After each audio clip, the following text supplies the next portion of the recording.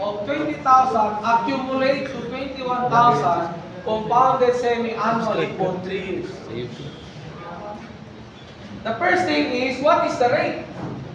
Yes, sir. Rate. Ano ba ang rate na sabi dyan? Compounded semi-annually.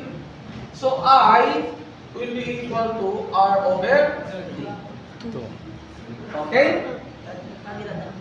Ang time is 3 years. Okay? Ano pa? Si P ay 20,000. Si F, di ba? Klaro. 21,000. Okay? So what is your formula? F is equals to P 1 plus I raised to N. Ano si F? 21.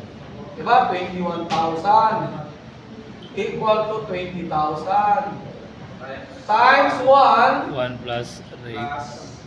R plus over 2. R. R over 2. You are looking for the rate Yes. plus R over 2.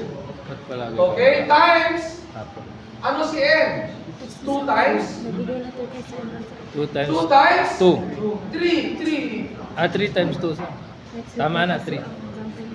2 times 3. Simplify mo. 13. Simple math. Okay?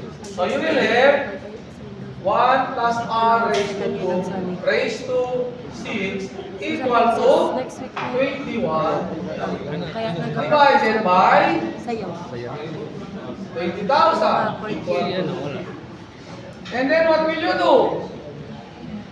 Uy, by simple math. Ano gagawin nga? How to solve R? Derive, sir. Ha? Cross multiply. Ano po You eliminate exponent by giving the reciprocal of that exponent. Wala pa rin kayo. Kahit anong bagay dulo dito sa room, ako pa rin ang dominante. Okay? So what will you do? You eliminate the exponent by getting the the reciprocal of that exponent. Okay? Ano ang reciprocal? 1/6. When you apply 1/6, i-apply mo rin 1/6. Okay. So, sana si 1/6. 1 plus R A over 2. Doon na sa Diba? kabila. Yes, sir. Diba? Yes. Equal to, ano yan si 1/6? 21,000. 21,000. O raised to 1/6. 21 over 20. Diyan, pwede na. Anong answer? 1.05 raised to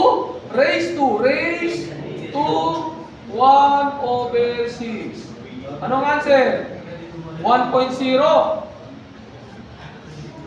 I-check nyo lang. 1.008164. Therefore, you transfer. Yes, sir. R over 2 is equal to minus 1. Minus 1. Yes, Minus 1. minus 1. Zero na Zero lang. point 008164 minus 1. Yes, sir. And then R will be equal to times 2. Times 2. Minus 1. Diba? Times 2. Anong answer? Okay? The answer now is 0.016 equal to 1.6%. Tapos na.